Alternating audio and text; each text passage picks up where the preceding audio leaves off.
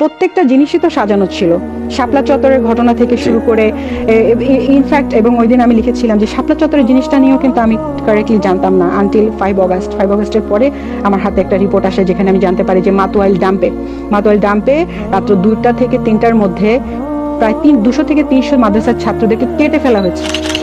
আমি জানি না, ইফ ইউ নো দিস, আমি এগুলো খবর রাখি। ওখানে কেটে, এবং মাতোয়াল এলাকায় যদি আপনি একটা ইন্টারভিউ করেন, ওখানে কিছু লোক নিয়ে আসেন, আপনি জানতে পারবেন তারা এটা দেখেছে, দেয়ার উইটনেস।